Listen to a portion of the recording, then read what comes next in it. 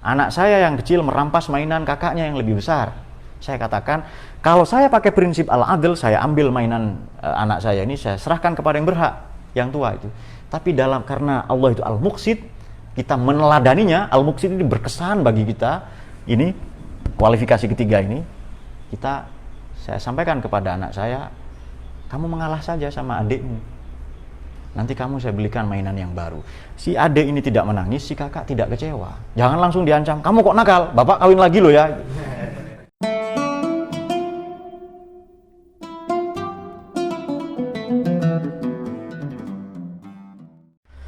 Kita akan melanjutkan kajian tafsir maudhu'i. Temanya masih mengenai psikologi Al-Quran. Pada bagian yang kedua ini kita akan mengulas mengenai Asmaul Husna. Baik, pertemuan yang lalu kita sudah membahas dialog-dialog yang dibangun, yang dikemukakan ya oleh Al-Quran antara bapak dengan anak, anak dengan orang tua, yang semuanya bernuansa teologis. Sampai-sampai Nabi Yakub juga bertanya kepada putranya, ma ta'buduna min ba'di, itu ya.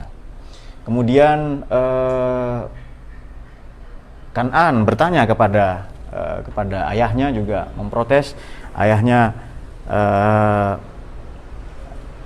ayo kamu semua mengikuti saya. Tapi anaknya menolak itu. Kemudian pada kesempatan ini kita akan mengulas mengenai psikologi Al-Quran pada poin Asmaul Husna. Asma ini diadap bentuk jamak ya, bentuk plural. Ia terambil dari kata sumuwun. Kalau kita membuka kamus Al-Quran, maqayis fil lughah atau maqayisul lughah, sin, mim, dan wawu itu maknanya yadullu alal ulu, mengindikasikan makna yang tinggi. Jadi kalau dikatakan samautu iza alauta, aku akan meninggikanmu, memuliakanmu kalau engkau memuliakan saya.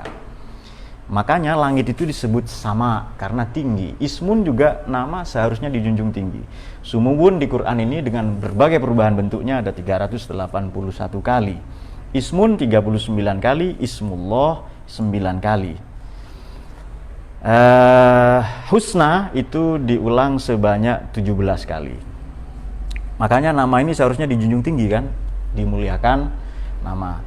Kalau ada penyair misalnya mengatakan, apalah arti sebuah nama? Justru nama harus berarti. Jangan sampai nama kita tidak berarti. Oleh karenanya biasanya kita punya tradisi datang ke ulama untuk memohon nama yang baik ya. Baik, Asmaul Husna ini sebelum kita berbicara dengan pendekatan psikologis ya. Ada hadis Nabi bunyinya begini, ini diriwayatkan oleh Imam Bukhari dan Muslim atau Syaikhoni ya, atau muttafaqun ilaih.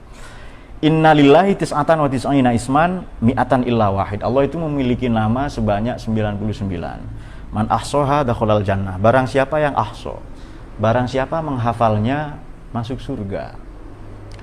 Nah, ini menarik ya, karena cuma dikatakan 99. Padahal menurut, kalau di Al-Quran ada 127 nama. Jadi kalau ada katakan asma Allah itu 99, itu disebutkan dalam hadis ya. Kalau di Quran itu ada 127 nama.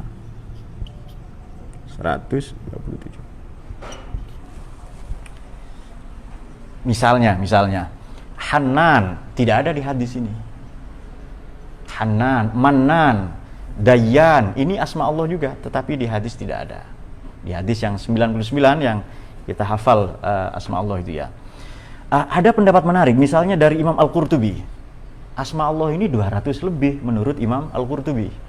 Al-Qurtubi ini kita kenal dalam tradisi tafsir, disebut beliau menulis tafsir yang ummahat atau tafsir buku babon, tafsir yang induk, yang ummahat. Asma Allah justru bukan 99 tapi 200 lebih. Bahkan menurut Imam Abu Bakar Ibnul Arabi, bukan Ibnu Arabi ya, Ibnu Arabi ini Muhyiddin, Ibnu Arabi ini bukunya ada di sini. Tapi Abu Bakar Ibnul Arabi menyatakan asma Allah ini ada 1000 lebih. Berdasarkan risetnya atau penelitiannya. Jadi mana yang benar? Tapi sekurang-kurangnya asma Allah ini ada jamal, keindahannya, kamal, kesempurnaannya, dan jalal, keagungannya. Sekurang-kurangnya bisa dibagi itu. Baik. Mengapa penting mengenal nama Allah? Segala sesuatu yang tidak memiliki nama tidak bisa didefinisikan. Ya kan? Tidak bisa didefinisikan. Panggilan sayang, misalnya panggilan yang kemarin, panggilan Nabi Nuh kepada putranya ya, yang iya itu kan 361 kali diulang di Quran. Ya bunayyar kam ma'ana. Ayo anakku naiklah bersamaku. Itu sudah diketahui namanya. Dan itu nuansanya teologis ya. Apapun yang tidak bernama kita tidak bisa definisikan apa, dan kita tidak bisa mengetahuinya. Personality, syakhsiyah, kepribadian itu diketahui setelah ada nama. Baik, misalnya saya bertanya, apakah kita mengenal Allah itu? Kalau dikatakan kenal, apa kita tahu semua tentang Allah itu? Atau jangan Allah, misalnya Nabi Muhammad, apakah Anda mengenal Nabi Muhammad? Tentu kita harus mempelajari sedetail itu, nama-nama itu. Saya sebagai lelaki yang normal misalnya, apakah keren kalau saya punya istri dan anak-anak menurut Anda? Tentu keren itu. Tapi bagaimana kalau hal itu disandingkan atau disematkan kepada Allah itu? Bagaimana kalau Allah punya anak? Justru tidak, justru terbalik itu. Maka segala hal yang baik menurut manusia sama sekali berbeda, sama sekali bertolak belakang jika itu disematkan kepada Tuhan. Sudah paham ya? Jadi misalnya yang baik, saya manusia lelaki yang normal, punya anak, punya istri, punya keturunan, bagi Allah tidak baik. Bagi Allah tidak baik itu. Nah, oleh karenanya penting Allah ini memperkenalkan diri kepada kita. Saya kasih ilustrasi begini. Seumpama ada anak kecil bertanya tentang nikmatnya koitus. Koitus. Koitus ini apa maknanya? Sexual intercourse. Maknanya apa? Jima. Nah, itu Anda langsung paham kalau itu. Sexual intercourse atau jima atau koitus. Ada anak kecil, umur 5 tahun bertanya. Anak saya nanya misalnya, anak saya. Yang ketiga ini kan, hampir 6 tahun. Bagaimana nikmatnya hubungan seks? Saya sebagai bapak gimana jawabnya itu? Ya kan? Nah, ini narasi indahnya narasi Quran itu begitu. Nanti kamu kalau besar juga tahu. Kalau anaknya maksa, anaknya ilmuwan gitu loh, pasti maksa kan itu kan. Karena rasa ingin tahunya tinggi. Bagaimana menjawabnya? Kita kasih contoh. Kamu tahu permen, susu misalnya, susu kotak ya, susu yang pakai sedotan, susu menggo itu. Tahu rasanya susu, rasanya permen tahu ya. Enak itu, enak, lezat, nikmat. Nah, sexual intercourse jauh lebih nikmat dari itu. Itu cara Quran menggambarkan. Asma-asma Tuhan bagaimana? Kamu tahu ini? Iya, tahu. Wah, itu lebih nikmat dari ini. Lebih nikmat dari permen, lebih nikmat dari susu, lebih nikmat dari roti ya, itu untuk memperkenalkan itu ya. Dikasih perumpamaan. Surga, wah dikasih perumpamaan. Contoh-contoh untuk memudahkan itu. Baik, Ismun 39 kali, Ismullah 9 kali. Salah satunya, bagaimana Allah memperkenalkan diri, kita mulai dengan Iqra bismi rabbikal ladzi khalaq. Allah memperkenalkan diri namanya mula-mula sebagai Al-Khaliq, pencipta. Itu perkenalan Allah pertama kali kepada kita. Bahkan kelak Allah memperkenalkan nabinya, kekasihnya, manusia pertama, yakni Nabi Adam alaihissalam dengan lagi-lagi dengan asma, yakni wa'allama Adamal asma'a kullaha sumardum al malaikah. Allah mengajarkan kepada Nabi Adam asma-asmanya, nama-namanya yang mencakup segala jenis ontologi, realitas ontologis. Pada saat yang sama ia adalah segala bentuk bangunan atau prisma pemikiran, epistemologi pengetahuan, yang dengan itu kita sampai pada makna-maknanya, aksiologi ya, nilai-nilai dari itu semua. Jadi kualitas pertama Nabi Adam ini di Quran disebutkan 25 kali, sama dengan Isa. Kalau Nabi Muhammad hanya 4 kali, Ahmad 1 kali. Adam 25 kali. Yang pertama disebutkan ilmu. Asma ya. Allama, Allah mengajarkan Adama atau kepada Nabi Adam al-asma, nama-nama, realitas ontologis, nilai-nilai universal. Summa ardohum. Kemudian diminta Nabi Adam mendemonstrasikan pada para malaikat itu. Ini apa ini? Ini ilmu baru ini. Ini filsafat ini ya katanya. Tidak ada yang ngerti malaikat itu. Qalam biuni bi asma'iha in kuntum. Nah, itu dia yang sangat populer itu. Nah, dengan itu kita mengenal. Makanya di Quran itu kita diminta berdoa dengan nyebut Allah atau Ar-Rahman. Nah, ada redaksi Bismillahirrahmanirrahim di suratul Isra ayat 110. Qul ud'ullaha aw ud'ur Rahman ayyama tad'u falahul asmaul husna. Ayo kamu berdoa dengan menyebut nama Allah atau nama Ar-Rahman. Dan Allah itu memiliki nama-nama yang baik. Nama-nama yang indah. Husna ini sebenarnya isinya 3 ya, tidak hanya baik tapi benar, indah. Atau kadang diterjemahkan, saya lebih setuju terjemahan ini, nama-nama Allah yang suci. Itu dia. Kalau suci sudah pasti baik, bersih, indah, sudah pasti itu semua. Al-Quddus sama dengan Asmaul Al-Quddus ya. Yang itu menyiratkan sekurang-kurangnya Jamal, Kamal, dan Jalal. Keindahan, kemuliaan, keagungan, kesempurnaan. Itu disebut Asma. Karena nama itu tinggi tadi ya. Sumugun artinya tinggi. Baik. Mari kita membuka tafsir Fathul Qadir lil Imam Asy-Syaukani. Beliau wafat 1250. Ayya ma tad'u falahul asmaul husna innahuma mustawiyani fi jawazil itlaq wa husnid du'a bihima. Itu sama saja. Kita nyebut Allah atau Ar-Rahman karena Ar-Rahman ini asma Allah yang paling dominan. Bagaimana?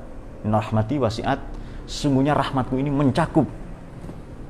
Tidak ada satupun di dunia ini yang keluar dari domain atau cakupan rahmat Tuhan. Kulla syai' ya. Sesungguhnya rahmatku ini mencakup segala sesuatu. Dan juga ada satu riwayat bahwa rahmat Allah itu kalau di persentase 100 umpamanya 100%, 1%-nya diberikan di dunia ini, disebutkan dalam satu hadis yang sangat populer ya. Dan dari satu rahmat ini, 1% ini, kuda-kuda mengangkat kakinya, kuda-kuda, induk kuda ya, karena khawatir menginjak anaknya. Kalau mau tahu rahmatnya Allah itu, ada induk ayam, tentu saja memiliki anak, namanya anak ayam, kecil-kecil itu, maka Anda ambil itu anak ayam itu, pitik ya, bahasa setempat, Anda mengambil itu, maka Anda akan diterjang, bahasa Jawa diteladung itu, oleh induk ayam tadi itu. Kenapa? Karena ada rahmatnya Allah itu. Ada kasih sayang induk kepada anak. Padahal ayam ini tidak pernah belajar kursus cinta mengenai kasih sayang, tidak pernah itu. Demikianlah kasih sayang Allah itu ya. Ibu menyayangi anak, bapak menyayangi anak istrinya, banting tulang juga, kadang banting setir juga, dia membanting dirinya sendiri dan segala rupa untuk membahagiakan anak istrinya. Ini semata-mata untuk karena ada rahmat itu, kasih sayang itu. Dan 99 diberikan di akhirat nanti. Kita uji sejauh mana pemahaman kita tentang asma. Tidak apa-apa di sini. Mungkin Anda terganggu dengan koitus ya. Kenal nama-nama Allah itu. Kalau pertanyaan pertama selesai, kenal. Pertanyaan kedua, Anda paham nama-nama itu. Kalau pertanyaan kedua terjawab, kita naik level. Apakah nama-nama itu berkesan bagi Anda? Saya sebutkan asma Allah Al-Bar. Apa artinya itu? Kenapa Nabi Muhammad disebut bariyah, khairul bariyah? Kenapa daratan juga disebut bar? Fil barri wal bahri, zaharal fasad. Ya kan? Dan terjemahan di buku-buku, di Quran-Quran, itu terjemahan yang paling mendekati makna. Tentu tidak mewakili Quran. Jadi bar ini maknanya 3 sekaligus. Suci, indah, baik, benar, itu ya. Bar ini juga bermakna lapang. Lapang, tanah yang luas disebut bar. Zoharul fasadu fil barri wal bahri. Kalau ungkapan tidak mencerminkan perilaku tidak dilandasi oleh ilmu, itu disebut barbar. Iya memang, serius ini, ilmuwan ini Pak. Bahwa itu lucu ya bagi sebagian orang. Dan manusia itu disebut bar juga, bariyah itu. Sehingga Nabi Muhammad juga disebut khairul bariyah, sebaik-baik manusia. Jadi itu maknanya bar itu ya. Jadi luas sekali. Karim, kadang diartikan mulia saja, padahal maknanya banyak sekali. Agung, murah hati juga karim. Di Quran disebutkan begini, rizqun karim, apakah rezeki yang mulia? Tentu tidak, itu rezeki yang memuaskan kita. Ada zaujun karim, malakun karim. In hadza illa malakun karim, ya kan? Ini bukan manusia yang membuat tangan-tangan mereka terpotong itu loh, perempuan-perempuan di zaman Nabi Yusuf itu. Kemudian ada suratun karim, ada fi suhufim mukarramah, ada kiramim baroroh. Al-Quranul Karim, banyak lagi karim itu. Karomna bani Adam. Anda kumpulkan itu semua, buka kamus Maqayyisul Lughaah, mufradat li alfadil Quran, kemudian basairu dzawit tamyiz, baru nanti ketemu makna karim itu apa. Dan terjemahan itu banyak kurang tepat sebenarnya, tapi tidak apa-apa lah, itu terjemahan yang paling mendekati. Kita buka Ma'alimut Tanzil Imam Al-Baghawi. Ini masih tafsir induk ya, ummahat. Innahuma ismani liwahid. Itu Rahman dan Allah itu nama untuk satu saja. Jadi silahkan berdoa menyebut Ar-Rahman, silahkan berdoa menyebut Allah, itu sama saja. Baik, tadi kita menguji pertama itu kenal atau tidak dengan asma'nya Allah ya, Al-Husna, ini bentuk feminin ya. Kenal, kalau sudah kita tingkatkan paham, pertanyaan berikutnya berkesan atau tidak, ada asar atau tidak, ada taksir atau tidak itu. Kalau berkesan maka kita akan meneladani sesuai hadis Kanjeng Nabi SAW, takhallaku bi akhlaqillah. Ayo kamu berakhlak dengan akhlaknya Allah yang tercermin dari asma-asmanya, nama-namanya yang luhur, yang agung, yang suci itu, yang sempurna itu.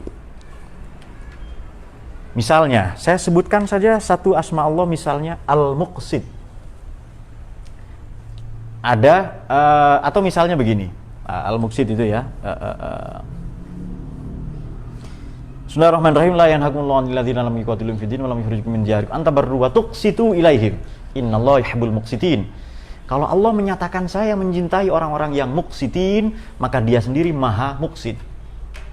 Itu cuma diterjemahkan adil, tidak tepat, kurang tepat itu. Yang tepat, qistun ini win-win solution, supaya dua orang tidak saling kecewa. Muqsit, anak saya yang tua, yang besar dengan anak saya yang kecil, anak saya yang kecil merampas mainan kakaknya yang lebih besar.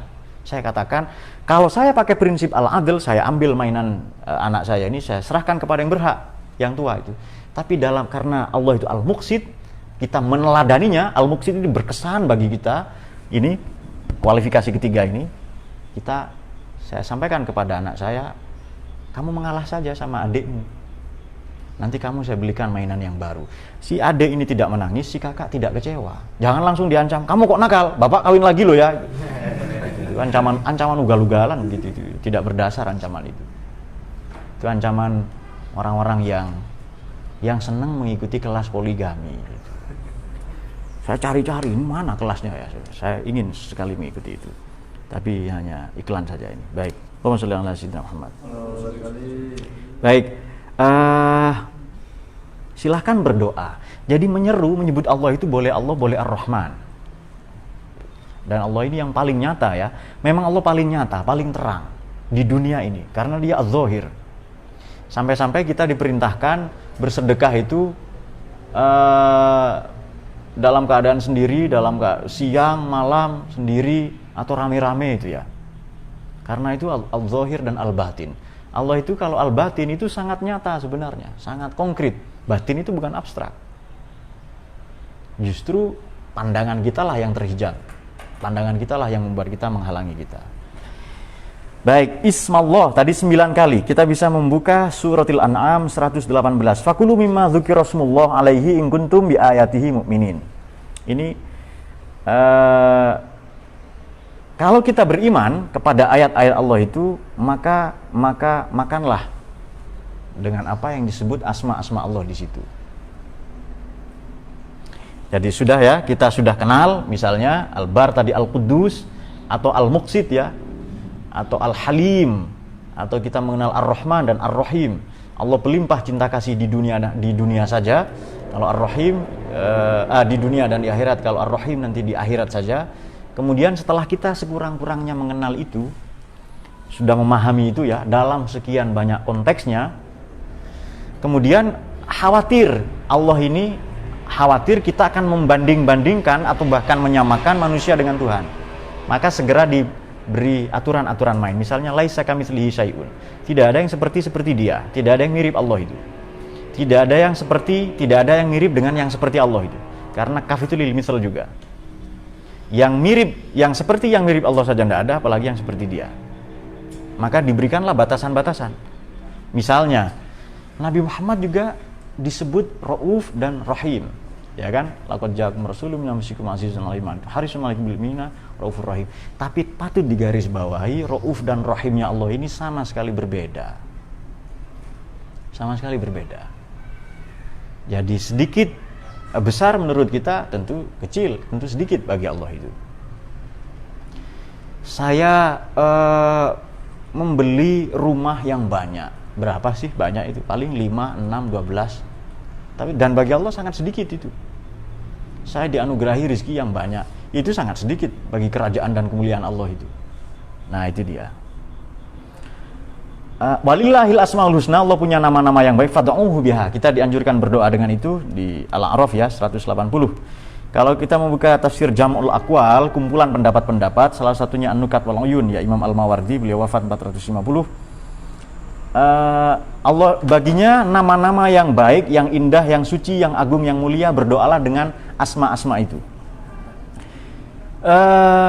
Kullu isma'ihi, jadi semua nama-nama Allah itu husna, baik. Ini pernyataan Sayyidina Ibnu Abbas wa huma wajahan. Pertama, ma malat ilaihil qulub min dzikrihi bil afwi war rahmati duna sukhti wan niqmah. Yang apa yang membuat hati kita berkesan, yang mengalir dalam hati kita, membuat hati kita terkesan dan bangkit kita untuk mendapatkan ampunan rahmatnya, bukan kebencian dan murkanya. Itu pertama. Prinsip yang kedua adalah asma'ul lati yastahiqquha li nafsi wa fi'lihi. Allah menyifati dirinya dan namanya. Maka ada dua pendapat begini. Hiya tariqatul ma'rifah bihi. Nama pasti menunjukkan sifat. Kalau asma Allah itu adalah Al-Mannan, pasti ini tidak ada di hadis ya. Jadi Al-Mannan ini tapi ada di Quran.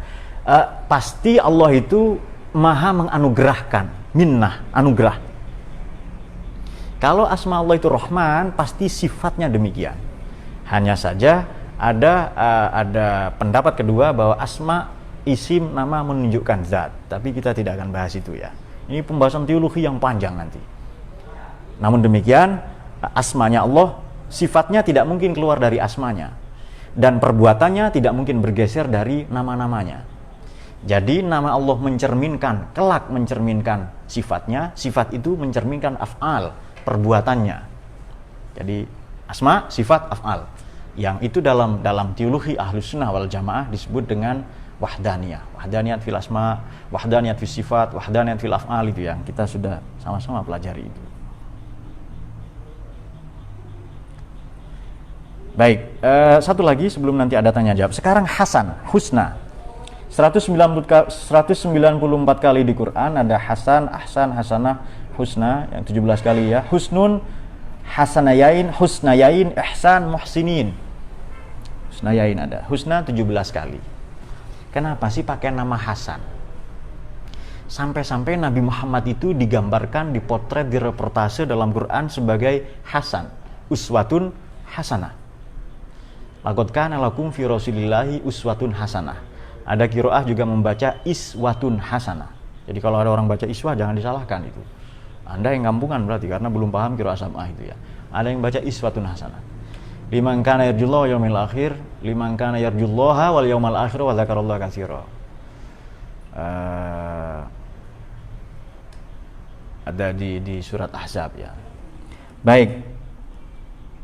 Hasan di Quran itu 19 kali, hasanah 28 kali, hasanat dalam bentuk jamak itu disebutkan sebanyak 3 kali. Dan hasan ini keren-keren. Misalnya rizqon hasanan, mata'an hasanan. Mata ini properti dan kehidupan yang baik. Ada nabatan hasanan, tumbuhan yang baik. Wa'dan hasanan, janji yang baik. Kalau berdoa kepada Allah biqabulin hasanin, dengan ijabah atau dikabulkan dengan cara yang baik itu hasan itu ya. Dan sampai-sampai Nabi kita disebut Hasan. Jadi secara psikologi mengenal nama ini penting. Begitu kita mengenal nama-nama Allah itu, asma-asma Allah itu, sekurang-kurangnya kita akan terkesan dan cenderung meneladani. Takhallaku bi akhlaqillah. Boleh nggak meneladani asma dan sekaligus sifat Allah sombong? Boleh. Tentu saja kepada orang yang sombong.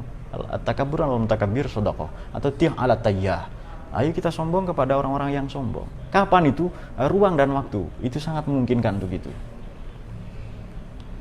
Kemudian bagaimana dengan misalnya asma Allah itu yang al-mudil, yang maha menyesatkan? Itu saya kurang setuju dengan terjemah itu. Saya cenderung menerjemahkan Allah membiarkan tersesat. Karena orang sesat itu karena dirinya sendiri. Petunjuk sudah ada, hidayah, rambu-rambu, direction itu, bimbingan sudah ada. Kalau menolak itu berarti dia sengaja membuat dirinya tersesat. Saya kira ini mukaddimah ya dari yang saya sampaikan. Nah, sekarang kita akan menjawab pertanyaan. Jika nama dan yang dinamai berbeda, bagaimana caranya agar kita tidak terperangkap pada nama itu? Allah misalnya. Baik, Allah ini satu-satunya. Jika nama yang dinamai berbeda, ada orang dinamai Allah, itu tidak benar. Tidak boleh ada orang dikasih nama Allah itu Rahman, itu harus ada Abdun, ya, hamba. Abdullah, Abdurrahman, dan seterusnya. Seperti nama-nama Nabi Muhammad itu. Bagaimana supaya tidak terjebak dengan nama? Nama, oleh karena itu ada, bahkan di Quran ada redaksi tasmiyah, pemberian nama. Seharusnya kita sangat berhati-hati dalam pemberian nama atau menyebut nama. Ada orang ini, Nabi berulang-ulang kali diceritakan mengganti nama sahabat. Ada orang namanya buruk, Nabi mengganti yang baik. Ada orang ini namanya misalnya pahit, lalu diganti manis itu. Apa sebab? Karena sekurang-kurangnya ada 3 alasan ya.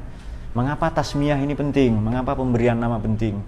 Menyebut nama yang di dalamnya ada doa, kemudian ada harapan-harapan orang tuanya. Kenapa penting?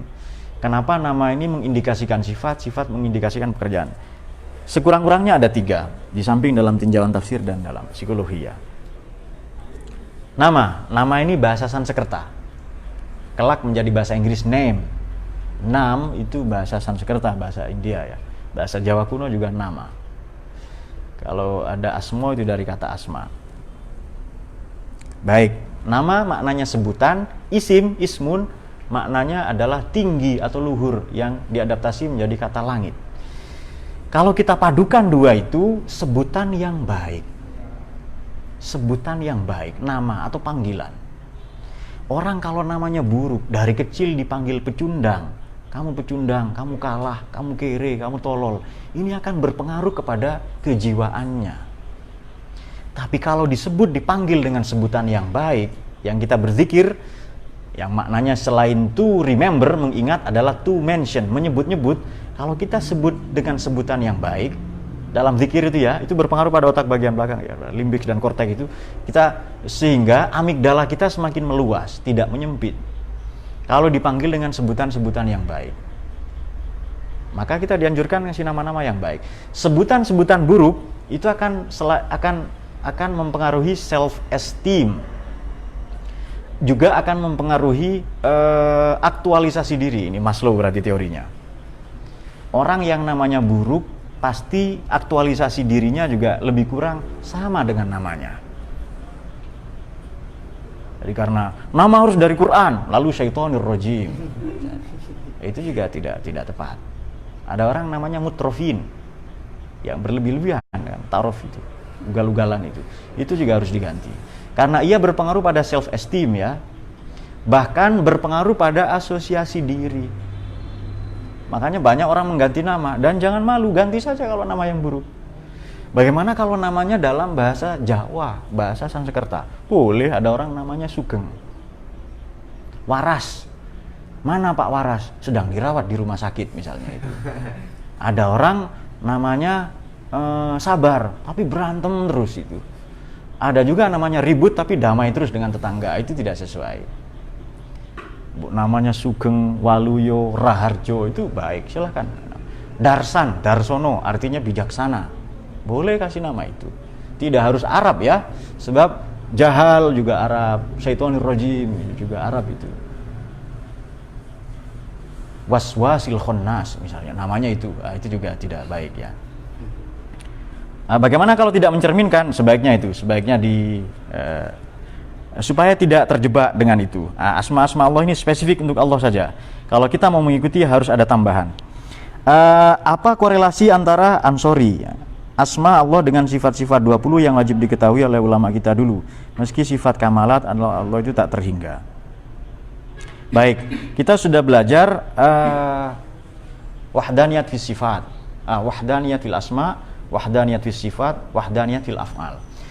Kalau disebutkan asma Allah itu, sifat Allah itu 20 ya, Allah mawjudun qadimun baqi sampai mutakalliman itu sebenarnya hanya untuk mempermudah kita saja, untuk orang-orang awam khususnya.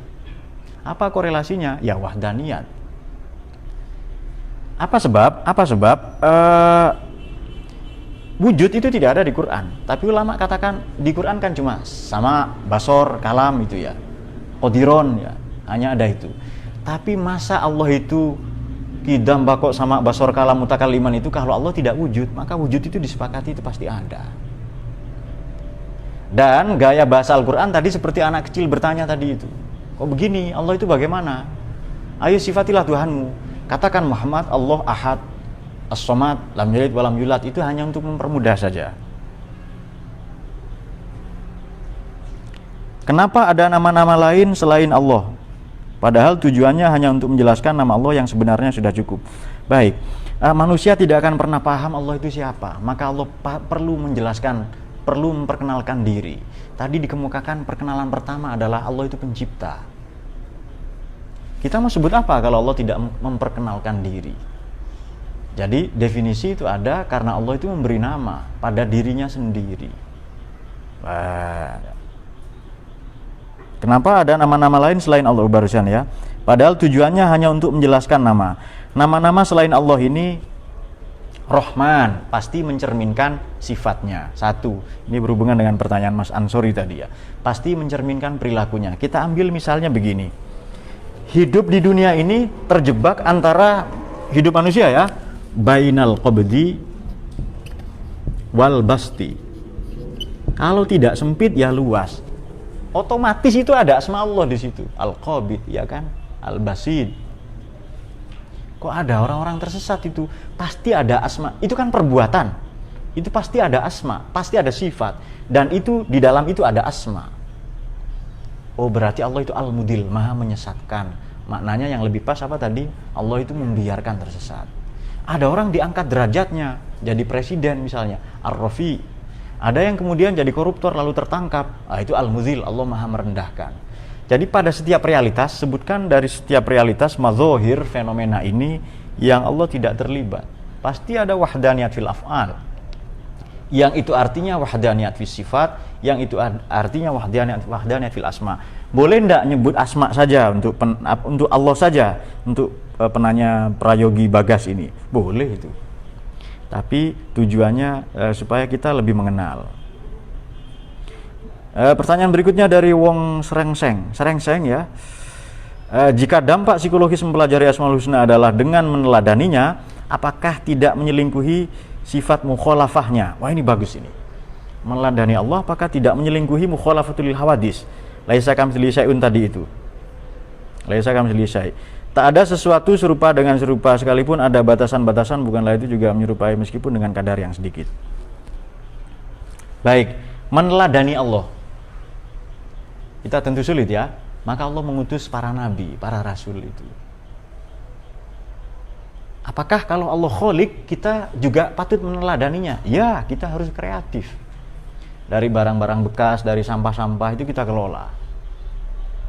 Hanya saja perlu diketahui ya, Asma-Asmaul Husna ini menyiratkan al-kamal, kemahasempurnaan, al-jamal, keindahan, al-kamal, kesempurnaan, al-jalal, keagungan. Menyiratkan itu semua hanya kalau kita sangat terbatas. Apakah tidak menyelingkuhi? Tidak. Kita makhluk ini jelas berbeda dengan Allah itu. Meniru yang baik. Sebenarnya kan di Quran ada sering dikutip begini. Afala tatadzakkarun? Kok kamu lupa ya? Itu ada perjanjian psikologis. Ada perjanjian tak tertulis antara ruh kita dengan Allah, itu disebut alam dzar ya. Min dzurriyyatihim, dari tulang punggungnya Nabi Adam itu. Alastu birabbikum qalu bala syahid. Nah, kita sudah bersaksi. Hanya hidup ini banyak lapisan-lapisan itu ya. banyak sekat-sekat, banyak awan-awan gelap bernama hijab, maka Nabi datang, para Nabi dan para Rasul yang alaihissalam mengingatkan kita akan itu, perjanjian itu. Apakah tidak menyelingkuhi mukhalafatul hawadis? Tidak pernah itu. Karena manusia terbatas dan Allah Maha tidak terbatas. Kemudian kalau masih ada lagi, ini dari Mas Asep Dik Sodikin. Jika tidak seorang pun dapat dinamai dengan Rahman dan sebagaimana kecuali dengan menyertakan, bagaimana halnya dengan nama Ali sebagai salah satu dari nama Allah Asmaul Husna? Tentu beda. Ali ini Al-Ali ya. Tentu beda. Al-Ali itu Allah, itu spesifik Al itu ya. Dulu patung-patung berhala-berhala di sekeliling Ka'bah ada yang dinamai Allah itu. Makanya Kanjeng Nabi melakukan Tsauratul Aqidah, merevolusi akidah. Allah itu bukan ini, tapi Fatir, Khaliq samawati wal ardh, pencipta langit bumi. Adakah orang misalnya dikasih nama dengan seperti Al-Ali ya, nama Allah itu? Ya ada, tapi bukan Al itu ya, bukan Al. Tapi maknanya Ali saja. Dan Al itu yang spesifik hanya untuk Allah saja. Ini pertanyaan yang baik. Kemudian dari Iqbal, asma Allah yang paling jenengan sukai apa ya, beserta alasannya? Ini bukan pertanyaan begini ini. Ya semua yang disukai semua, tapi sekurang-kurangnya Rahman ya. Atau Al-Muqsid, ini win-win solution tadi itu ya. Alasannya apa? Alasannya sekurang-kurangnya kita tidak membuat orang lain kecewa, ini win-win solution ya. Ini prinsip atau art seni dalam berkeluarga, berumah tangga, memimpin, supaya masing-masing anak kita tidak kecewa. Kemudian orang-orang yang ada sekeliling kita tidak kecewa. Bagaimana mendistribusikan Rahman Rahimnya Allah, mendistribusikan cinta kepada orang tua, mertua, istri. Boleh jadi masing-masing cemburu kan nanti kan, bersaing lah, boleh jadi itu. Ada satu lagi dari Siti Munawaro, Allah itu sesuai dengan sangkaan hambanya. Iya, enak dan benar-benar. Kita mengenakan sifat kepada Allah tidak sesuai dengan Asmaul Husna. Misal maha kejam dalam kebodohan kita, bagaimana hukumnya? Ya namanya orang tidak tahu, karena bodoh tidak ada hukumnya. Tapi kalau bodoh tidak mau belajar itu baru haram nanti. Apakah Allah itu kejam? Pertanyaannya, adakah yang lebih kejam dari Allah itu? Allah Al-Jabbar, maha memaksa, Al-Qahhar ya kan, otoriter dia itu. Nah tetapi sifat itu saling bertali temali satu sama lain ya, asmanya, makanya wahdaniyat itu. Jadi kalau Allah itu tidak hanya adil, tapi muqsid, tapi karim, tapi terus begitu. Kalau kita mengatakan pasti satu saja. Jadi Allah adalah keindahan itu sendiri, beda dengan ungkapan kamu cantik. Ya ada buruk-buruknya, ada jerawatnya, ada apa. Tapi engkaulah kecantikan itu sendiri, yaitu al-jamal, keindahan Allah itu. Tidak ada cacat di situ, karena maha sempurna. Kalau maha sempurna sudah pasti ada kidam, bako dan seterusnya itu. Nah, mengikuti sangkaan. Oleh karena itu kita belajar berbaik sangka kepada Allah itu ya. Karena itu akan manusia ini kepada penanya tadi akan menjalankan hidup sesuai prinsip hidup yang diyakininya. Kalau kita mengakui bahwa Allah itu baik, indah, keren itu ya, maka demikianlah kita memaknai hidup nanti itu. Dan perjalanan hidup manusia dimulai dari pandangannya, pemahamannya tentang itu. Kalau sudah kita paham, sudah kenal, memahami, dan itu berkesan bagi kita, maka kita akan menirunya. Misalnya begini, kadang kita terlalu semangat beragama, sampai-sampai beragama dengan cara melukai perasaan umat manusia atau umat beragama yang lain. Itu salah. Allah tidak pernah begitu. Jadi kalau hujan, kan doanya Allahumma shayyiban nafi'an misalnya itu.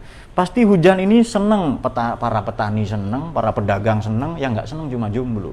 Kadang disebut lajang ya. Senang ya jomblo ya. Senang karena tidak ada orang keluar malam minggu itu. Nah, jadi kita perlu membangun prasangka-prasangka yang baik. Kalau kita tidak mengerti, belum mengerti, ya belajar. Bagaimana hukumnya? Ya tidak ada hukumnya, namanya orang tidak tahu ya. Tapi yang jelas Allah itu sangat manusiawi, dia sangat pengertian. Kita bisa mendekatinya dengan berbagai pintu, dengan berbagai mazhab, Caranya bagaimana yang benar? Bermazhab. Untuk sampai ke Jakarta, ikutlah kendaraan umum, transportasi umum, itu namanya mazhab. Boleh kereta api, boleh pesawat terbang, boleh bis, itu namanya bermazhab itu. Dan mazhab kita Aswadul A'zam adalah Ahlus Sunnah wal Jamaah itu.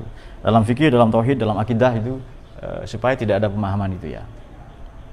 Saya kira demikian, semoga dicahayai oleh Quran. Catatan yang paling penting dari pembicaraan kita adalah mari kita belajar mengenal Asmaul Husna, memahaminya. Kemudian begitu kita terkesan, kita akan setelah kita internalisir, tadkhil, kita akan menerapkan, mengimplementasikan takhrij Asmaul Husna dalam kehidupan itu. Baru nanti hidup itu damai. Sampai-sampai Nabi diutus demi rahmatan lil alamin. Kalau itu bisa itu. Maka sekurang-kurangnya segala bentuk kekacauan, doksa, keterlanjuran sistem dalam hidup ini akan terkurangi, akan tereduksi gara-gara kita menerapkan, mengimplementasikan asma-asma sucinya yang mencerminkan kemuliaan, keagungan, dan kesempurnaannya.